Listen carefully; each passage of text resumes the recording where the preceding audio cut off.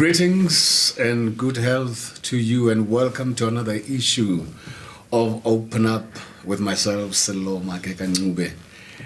And as always, we start with a quote, words of wisdom, and this time we get them from, I think, the genius himself, and that is Albert Einstein.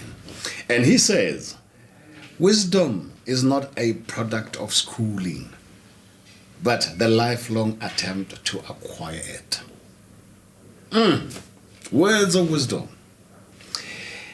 And my guest today, I guess, somewhat, even though he's a young man, but he somewhat represents that. He is the Director of Special Projects, Strategic Partnership and International Relations, and a Senior Manager at the Gauteng Provincial Government. And his name is Tseliso Mohlomi. Mohlomi, welcome to Open Up. Thank you so much, Morenak. No, thank you. Thank you for giving us your time, and coming to share with us your words of wisdom. I hope they are. Do you have words of wisdom to share with us? I am trying to figure that out. Yeah. Especially wisdom, because at times wisdom is, it's tend to be referred to old age. Yeah. And as a young man, I can't actually think I'm wise. Young man to who? To me, myself and the world. Yes, but thank you, man. Thank you, Tseliso, for according us an audience and having coming to have a conversation with us. Who's Tseliso Mohlomi? Where was he born? Well, one of the things that tend to be a mirage to most of the people is what they see today. They tend to think that that's how we were born. Yeah. And it also defines us. However, the question that you have asked me where I was born would actually at times, if people were to ask that question, tell them who I am. Right. My name is Tseliso Mohlomi. I was born on a farm in Virginia. So if you like, you can call me a plus yapi. Yeah. Or Baria Kodi plus. Yeah. And at age 2, right, one of my sisters came and took me, and I was raised by my grandmother on a farm in Hlohlolwane, Clocolan. Yes. Well, that's almost near to Lesotho, isn't it? Near Lesotho, and it's in South Africa. Yeah. Okay. Yeah. Okay. And from there, then I went back to Virginia, where I went schooling, and I went to Botshabelo. Yeah. And then later I found myself in Pretoria. Would you say there are certain things that you can identify when, looking back? Today, I mean, you've got this long title that's sort of somewhat, said to define you. But if you look back, is there something that you can associate who you are today with how, for instance, maybe, there were maybe little seeds that were sown by life and now they've manifested in you being? One of the words that I would define me is a social activist. Right. And my activism was not born at an old age. As I have mentioned, that I was born in Virginia, and it was during the helm of apartheid. Right. And some of the memories that I still harbor from those years was the police coming to raid, asking for pass and special. Yeah. And some of the images that are still harboring in my mind or in my head is the picture of the police dogs chasing people just because they did not have the pass. Right. And also some of the greatest memories of my childhood was being raised by my grandmother. I normally say to people that I'm fully woman-owned. Because I was born by a woman, raised by one, and further raised by my sisters. Right. But my grandmother was quite a wise old lady, and who lived and worked on a farm in Clocolan, and she started that when she was 16. And what broke my heart was that at an old age of 80, she then said to one of my sisters, can you come and find a place, because I'm aware that I'm about to die. And if I die, this farm owner is going to take this child, either make him work on the farm so that they can stay here, or he's going to they're just going to kick him out.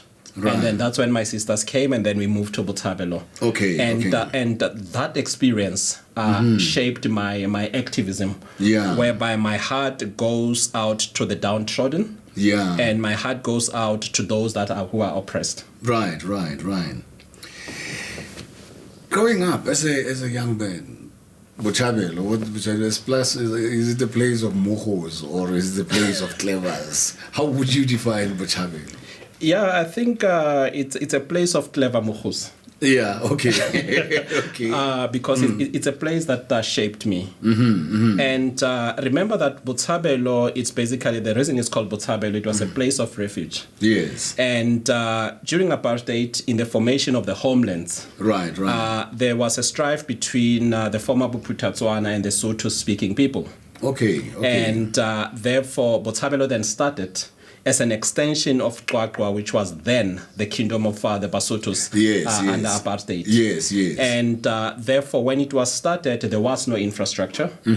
And I remember we used to wait for the water trucks to come. And later then we started having the taps, which was just one tap. And it was muddy streets, which is still there today. And forms of entertainment when I was growing up, it was youth choirs, which I think I managed to fake myself throughout that process. Because even today I can actually sing beautifully in my heart. And and then the other one was soccer. And then I could not fake myself through that. Because they used to call me homo. In today's terms, would you call it? Kaiser Chiefs. I didn't say it. And then the other one was, the debating at school. I was part of the debating team. And but then at a young age, then I basically then became politically active. So Botshabelo then shaped me. When you talk about debate, I'm reminded that I was cool and there was this guy, part of the debate, and I think this guy didn't know what to say. And after him, I think before him, a guy quoted Rousseau. And this guy stood and wasted his time on the question, who quoted Rousseau here? Who quoted Rousseau? I really want to understand it. Who? Up until he was timed out. And I just thought, wow, this guy is something else. Basically, he didn't prepare, he didn't know what to say. He was trying to fake it. Yeah, were you that kind of... How were you in your debates? I think one of the greatest thing also, or one of the things that you had asked earlier was, who are you? And also what shaped you. I think it was after birth, I had squint eyes. And then, in the black community, any form of disability or perceived disability, people take that as a joke all the time. And therefore, people used to focus on that. What I then did was I then started developing the talent of eloquence. And in eloquence also meant that I also started developing a sense of humor. And so when people are asking me, how did that develop? I said, one, I needed to be in control of the discussion or any debate that is being taken. That means that I wanted to be in control of my environment. So by the time I reached school, when I was in the debating team, I was very eloquent. I was a good speaker. So I did not quote Rousseau. So yeah, you didn't quote Rousseau. You were eloquent. Exactly. Here's the thing. We get formed by sometimes achievements. And there's something that, once you actually get a certain achievement, and that almost becomes a thing that spurs you on. I have a very interesting one. I think when I was 13, there was a pick a box show by Sales House. You know, there used to be a show called Sales House. I think it was a branch of Edgar's or something. Yeah. And Sales House was what do you call them? LSM, the lower LSM. Exactly. Yeah. Edgar's was for the higher ones. The higher ones. But so they had a Sales House pick a box show, and I went to it, and then they sort of like did an impromptu jive competition. You know, jive man. I went there.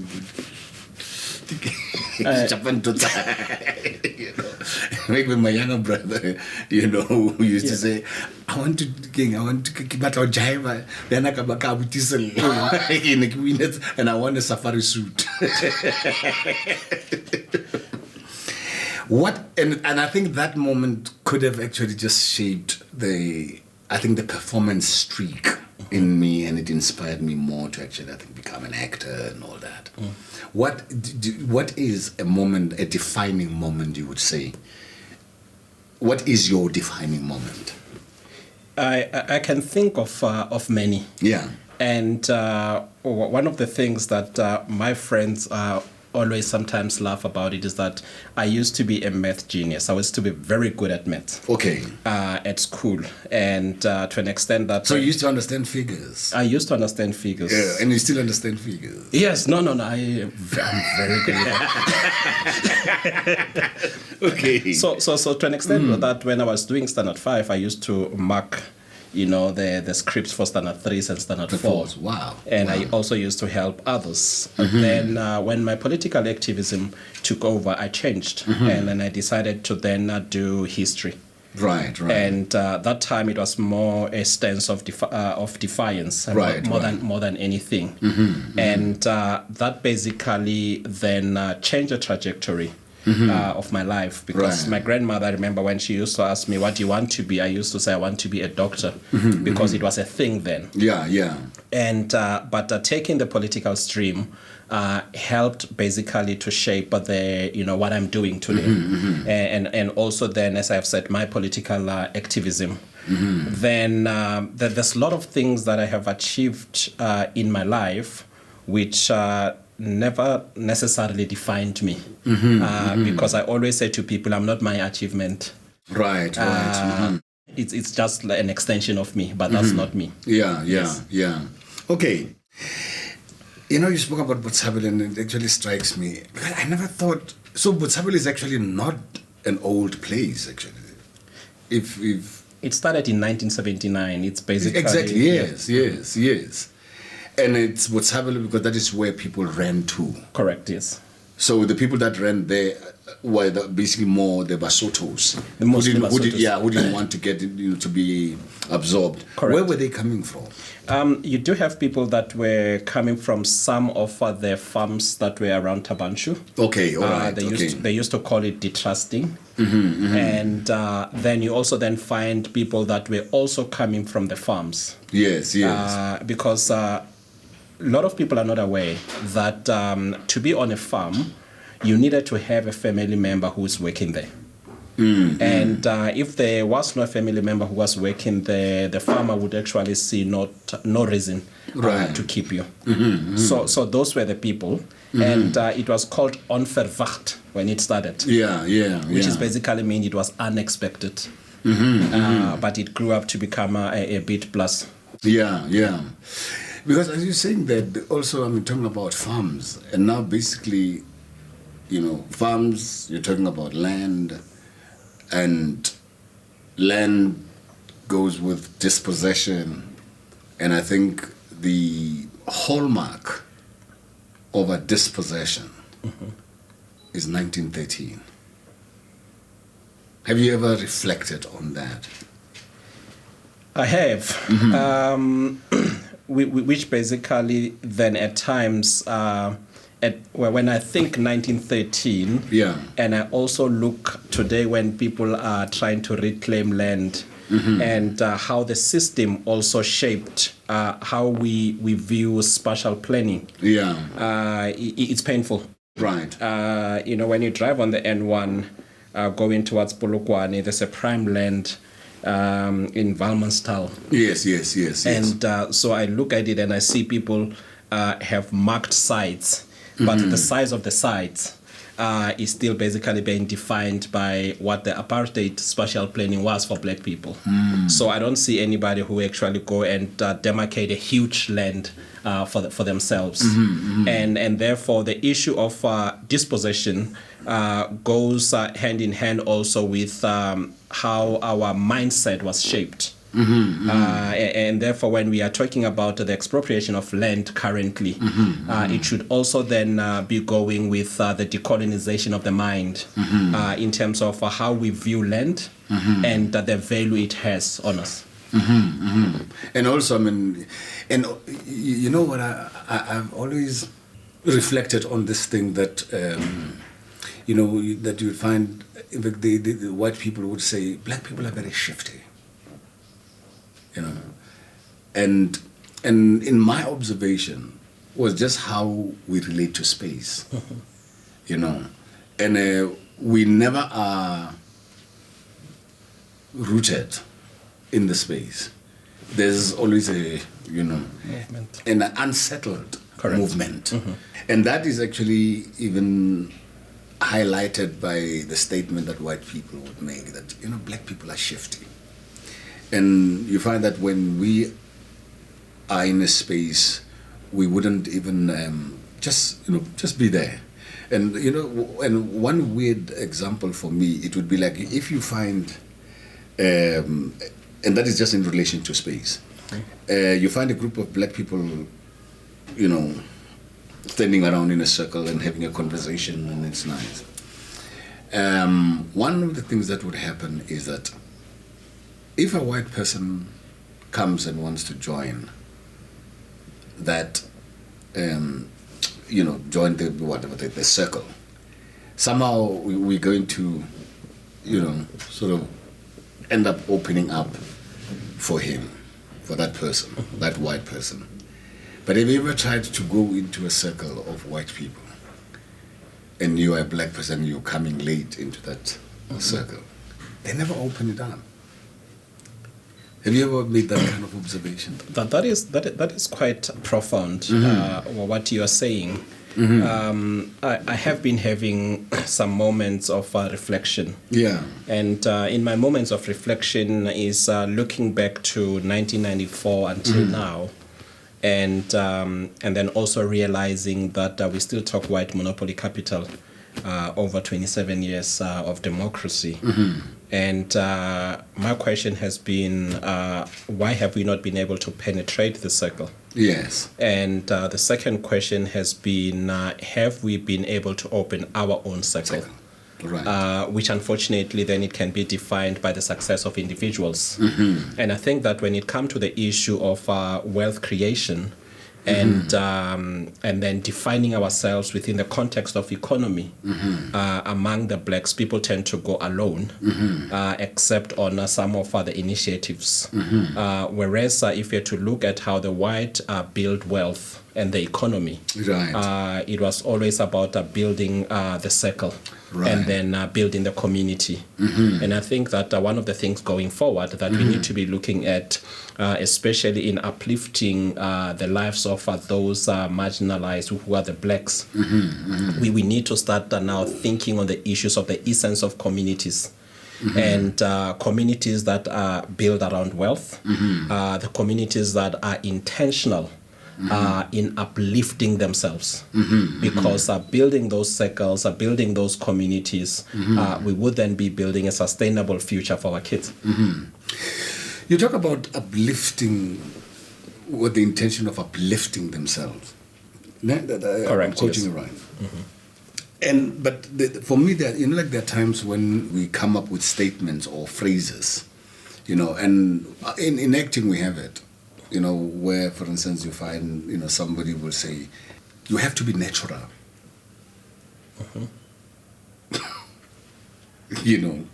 What do you mean? What is being natural? And how has anybody, has anybody ever come to a point where they basically broke down what being natural is? So if you are telling somebody to say, you have to uplift yourself, what do you mean when you say, and maybe somebody's asking for direction to say, okay, I want to uplift myself. Correct. What are the tools that I have to use in order to attain that? Let me latch on the issue of being natural. Yes. Unfortunately, society and life have taught us that you fake it until you make it. Okay. And in the process, you lose yourself. In losing yourself, you never attain what you're supposed to attain. Yeah. And therefore, when somebody says be natural, it's basically be you. And latch onto the talents that you have. And use them basically to be where you want to be. Right. Instead of trying to be what the society have defined you to be. And now when I'm talking about the issue of upliftment, I'll make an example. Within the black society, I was raised by my sister and also my mother, who used to be part of Stockfells. Right. And one weekend they will come to you and, you will buy all this amount of alcohol and then people will buy. And at the end, when they leave, then you have that money that you can then use for whatever you want. Exactly, then we then have the society. Right. Whereby people would then be putting aside the money so that during Christmas, they could be able to have nice food, which is great. Right. However, it's also then a description of the survival mentality. Right, yes. That we do not live beyond the survival. Now, in terms of our self-upliftment, is that now we can still use the same activities for sustainable development. Right.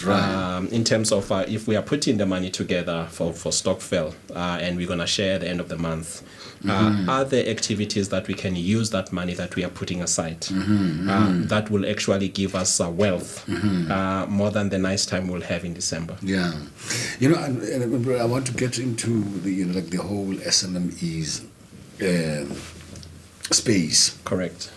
But I'm more, you're talking about that we always live, we are survivalists. Correct. More than people who are living and having a vision of where they're going. Correct. And that is a terrible mindset. And I think the other day I was talking to a young man and I actually, now that you just named it as we are in a survival mode, and the whole thing of putting money together for society in order to be able to eat nice in Christmas. You know what I mean? In that, one thing that one gets is that there is a delay of gratification. Correct. Of sorts. You know what I mean? And which means there is something in that, and now we've got to learn from it. Correct. In order to, would you say, would you agree with that point? And what is it that you can add in the scope of us being entrepreneurial and all that? Correct.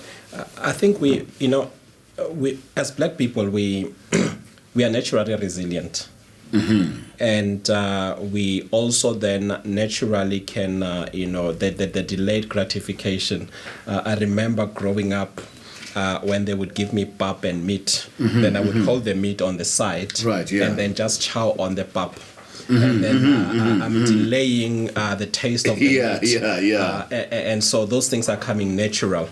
And from the entrepreneurial perspective, what needs to then happen is a change in mindset. That's it, yes. The mindset that we need to be the producers of what we consume, and not necessarily just the consumers.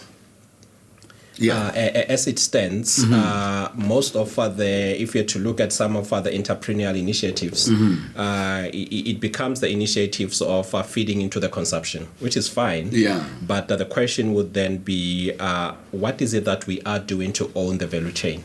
Right. Because if we don't own the value chain and then we only remain consumers in the process, Right. then from the SMME's perspective, what we then need to be looking at, or the SMMEs need to be looking at, is how do we intentionally grow businesses that are sustainable?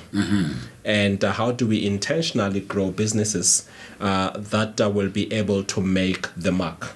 And then move away also from the survivalist. Yes. And then at the moment within the entrepreneurial space, there are more survivors than entrepreneurs. Wow. Break that down for me. Basically, what I was getting into is that those people that says that now when you are working as an employee, you are one paycheck from poverty. And most of the SMMEs are basically, I would say that they are one cash flow from bankruptcy. Yeah. And then there are those that never even survive the issue of cash flow.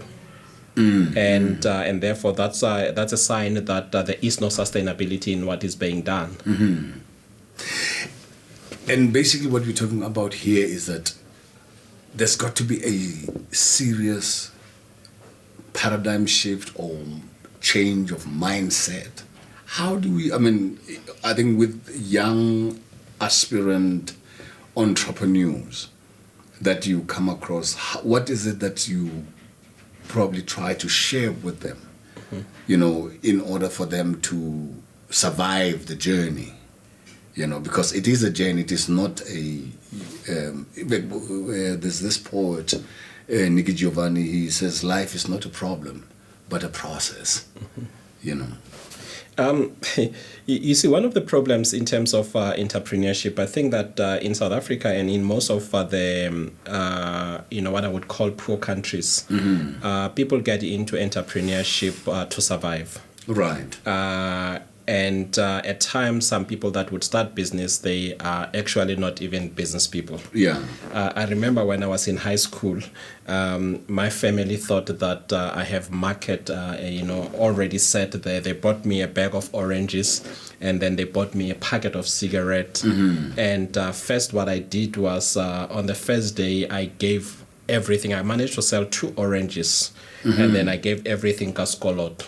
And with a cigarette, because I could carry in my bag, it managed to survive until Friday. Right. And then it never worked. And I realized that business is not my thing. Yeah. And but there are people that would actually continue, pursuing that, even though they know it's not their thing. Yeah. And so the second aspect is that most of the successful businesses globally are businesses that have been born out of passion. Because when you start something out of passion, one, you understand the risk, and you are able to basically take that risk, and also you understand some of the things that would come with it. Yeah, right. And then you then thrive out of that. Unfortunately, at the moment, we then need to then separate the entrepreneurs and the survivalists. And then the entrepreneurs are those that want to build sustainable wealth. And the survivalists are those that want to make money to live. So we need to separate the two. Separate the two, yes. Yeah. Wow. If there was, I think, let's say, you have an opportunity that you would wave a magic wand, what would be the change that you would want to see? Let's go back to one of the words that you have said. You spoke about being natural. And being yourself. I think that's the mantra that my grandmother raised me with. And therefore that means that I don't live my life based on what people want, or expect of me. Yeah. I basically live my life as I think it's scripted. Right. I Yeah. have scripted. And from the perspective of many people, Right. Right. one of the greatest things that I would like to see happening in South Africa is the unshackling of the mind. And unshackling of the mind that, to the point whereby, yes, the circumstance and the environment does not allow, but we are the citizens of the country. And two, it is in our hands. Yes, so there are certain things that could actually assist us, like bootstrap, pull us up, but it all boils down to the mindset. What is it that we want as the country and as individuals? Yeah. So for me, if there was anything that if the genie was to appear here and say, rub the kettle and tell me what you want, and then I would say I would want to see unshackling of the mind of the black people. Because that's a serious one, isn't it? Correct. There's a poet, Sandile Dikene. And Sandile wrote an amazing poem. The explanation of the poem was longer, much longer than the poem itself. And he explained South Africans. And South Africans are this, and South Africans are that, and South Africans are this. And and he explained the whole, I guess, psychological makeup of what South Africans are. And he said, and they inspired this poem. And it goes like this. Eish. Okay. And that was the poem. And I think what I see in that eish, okay, there's this look of, I think, perplexity. That it's like somehow, I think as black people, we go around carrying. That it's like we are somewhat surprised by the world.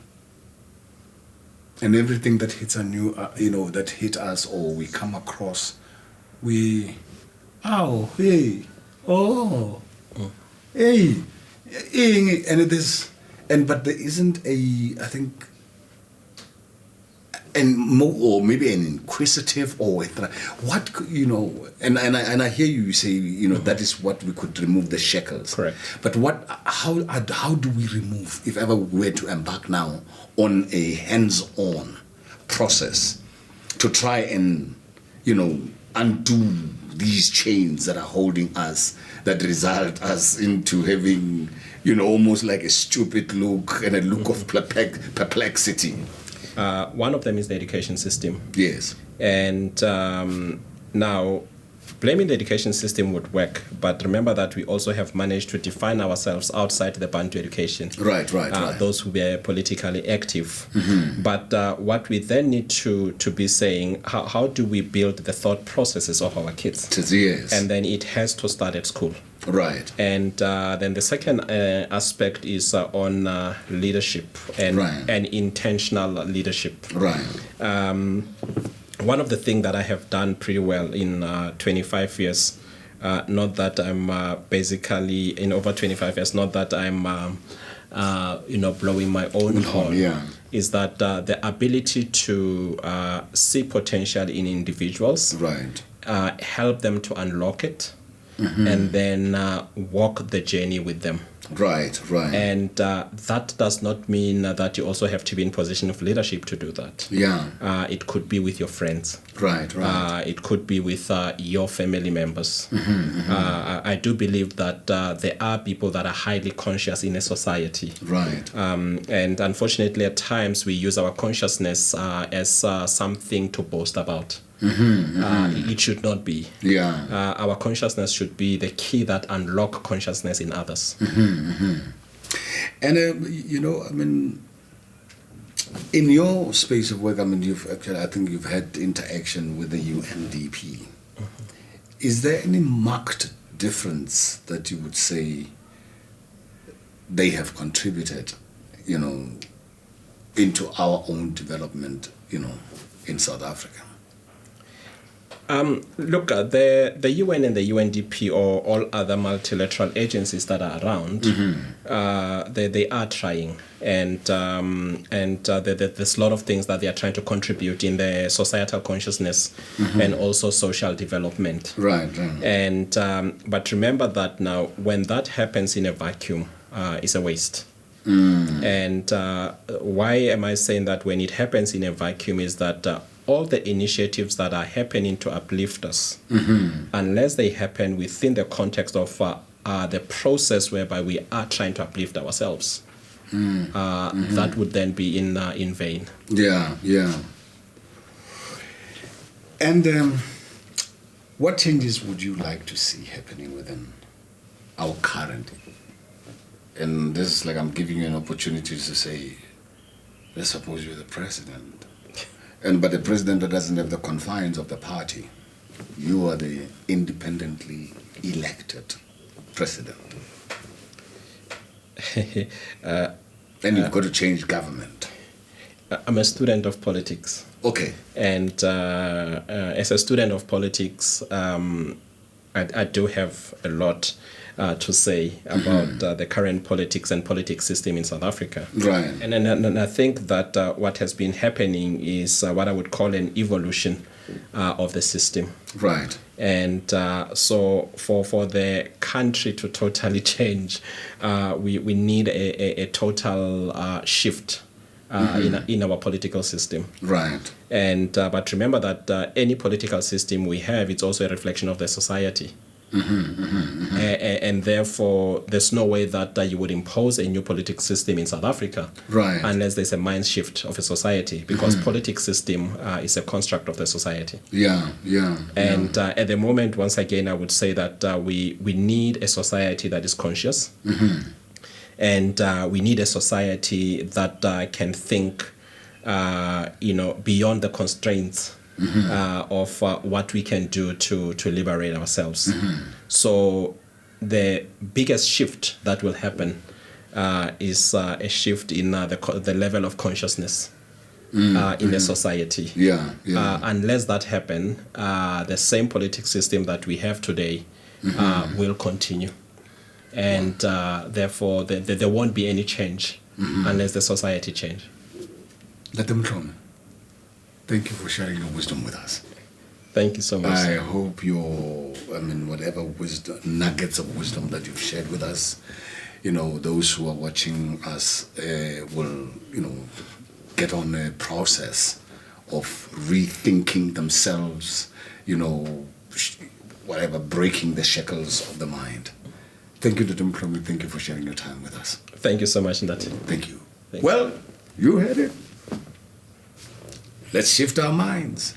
Let's get deliberate in what we want to do. And let's, at this very moment, take time to pause and think of a better future for ourselves and change. But not even just change, but let's make a huge paradigm shift. Well, this is me, Sello Maake Ka-Ncube, saying, Tudulu, arrivederci, salam gahle, salam gabotse. Go on.